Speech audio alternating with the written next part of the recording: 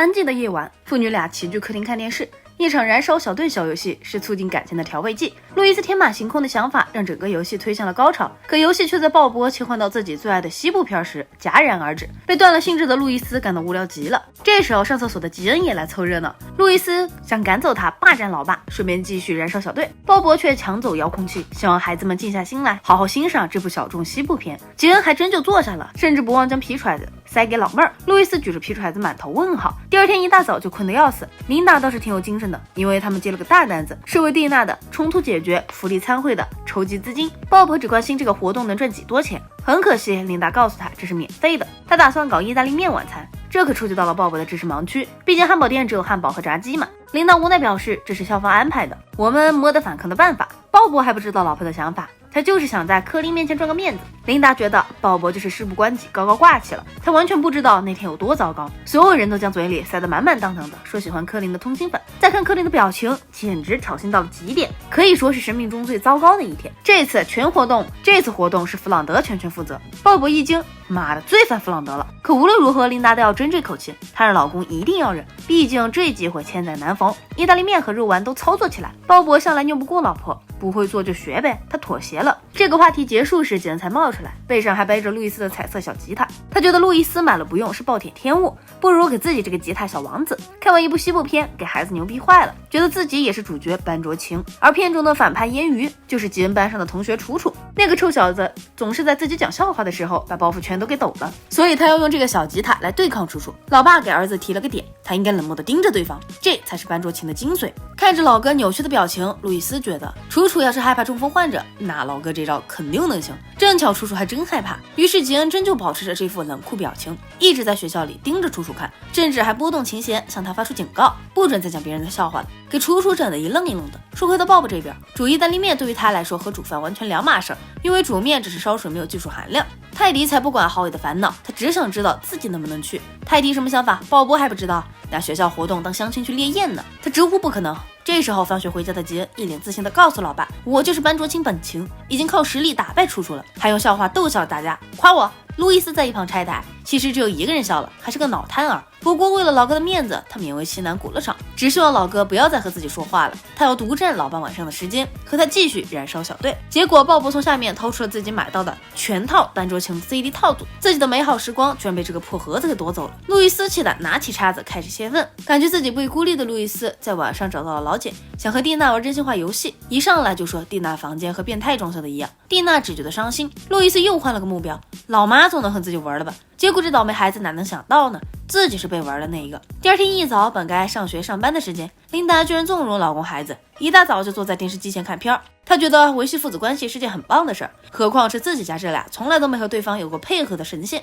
之前的种种事件已经说明了他俩没在一个频道上，没想到一个西部片还能让他俩夸父聊上天了。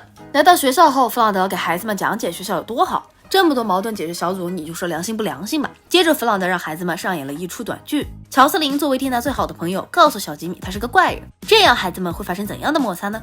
很显然大家基本说不了两句就会开始动手。弗朗德建议大家从 ABS 体系入手，承认自己的感受，对方道歉，两人击掌和好，完美的演戏。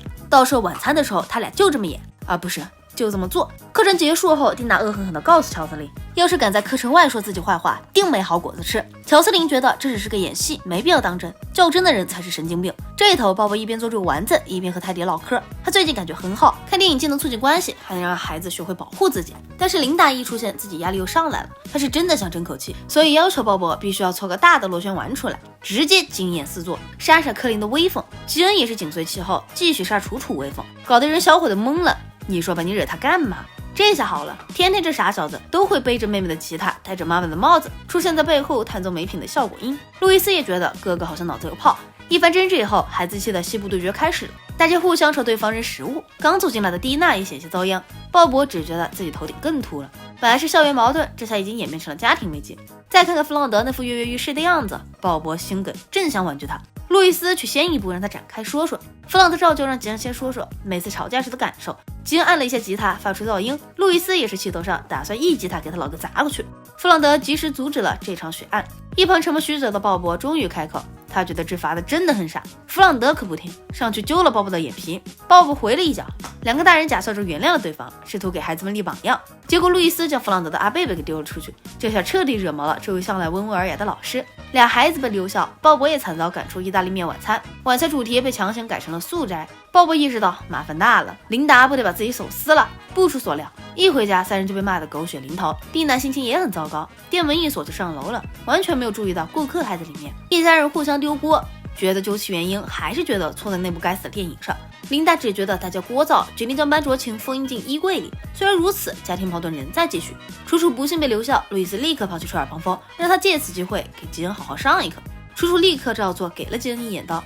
路易斯又跑去给吉恩提议，不怼回去不是真爷们儿。鲍勃看着时间差不多了，准备去接孩子。